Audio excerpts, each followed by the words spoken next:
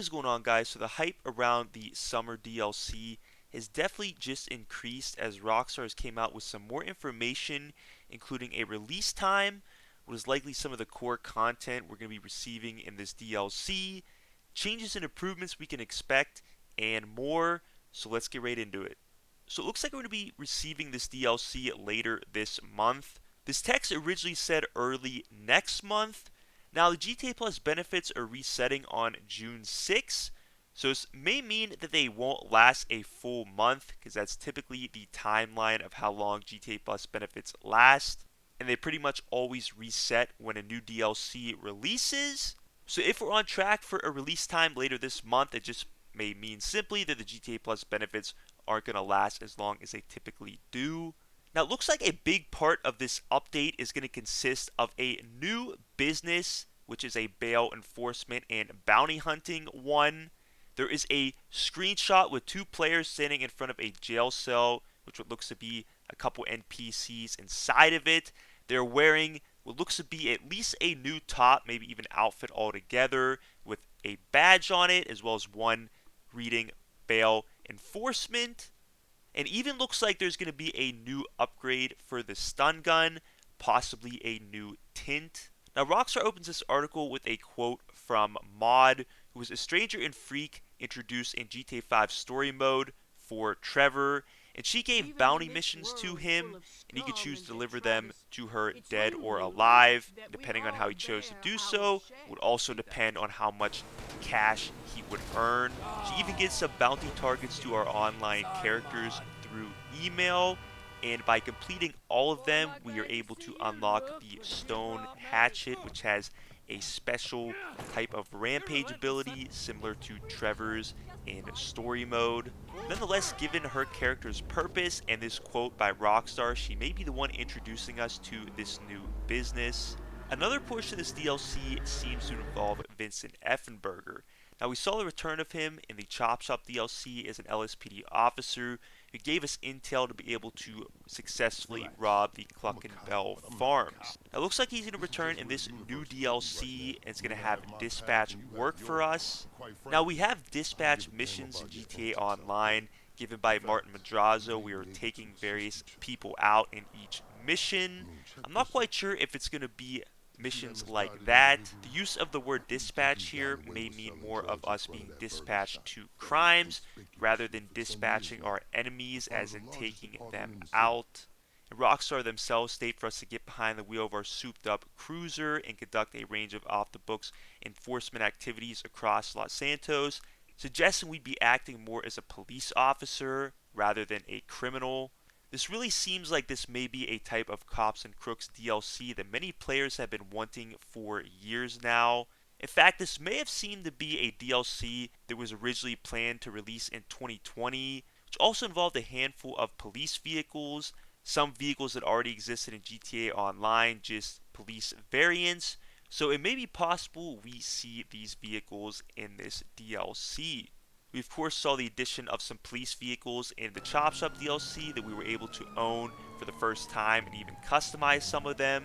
However, there's really no use for them, and this may be a DLC where we finally get to put them to use.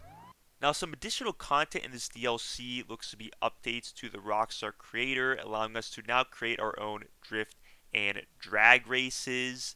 Rockstar also claims for there to be new units used in all tracks, from drivers doing donuts, bouncing lowriders, crowd animations, and more. We even get a screenshot of what that may possibly look like. We have what may be a drag race happening in front of the LS car meet, featuring existing vehicles such as the Vapid Dominator GTT, Ubermax Cypher, the back of the Karen Calico GTF, and what may be the front of the Anis Remus. Some other changes to the Rockstar creator we can expect is now being able to launch tests from any chosen checkpoint, as well as creating drag races with multiple rounds before a winner is declared. Rockstar also loves to showcase the community's work monthly, and they state here to remember when creating a job to tag it with the @community series tag, as well as when sharing it on social media.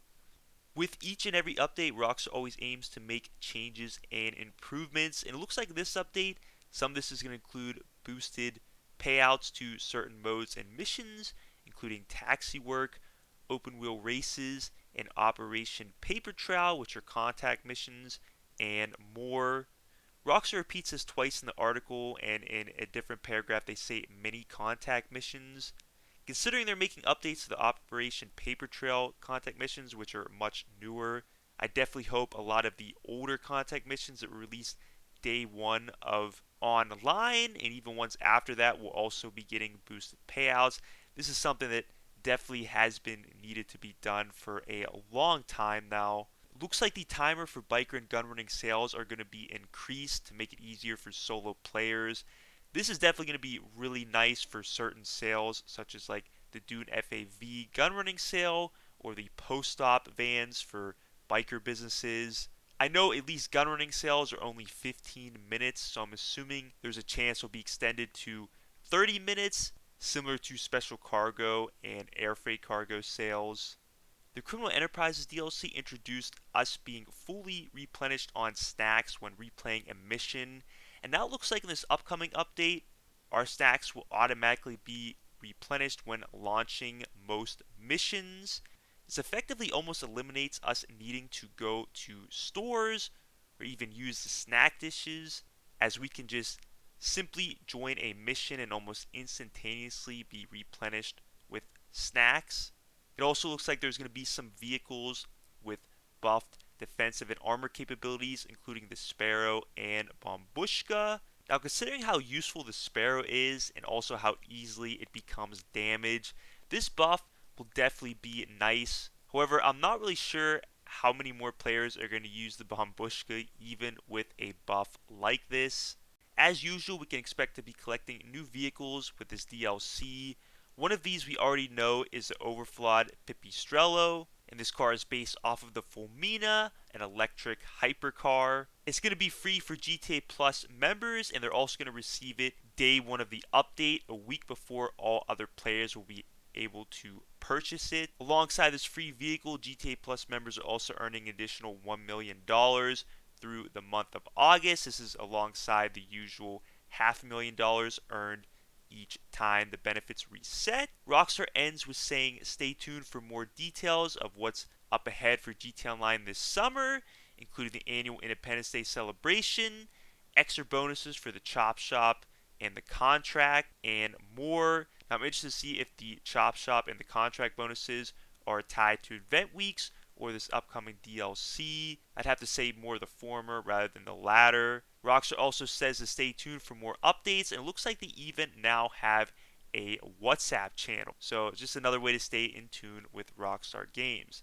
In any case, guys, that is everything for this video. I hope you enjoyed it and found it extremely beneficial. If you did enjoy it, please drop a like. And if you like GTA videos like this, consider subscribing. Be sure to comment if you have any questions.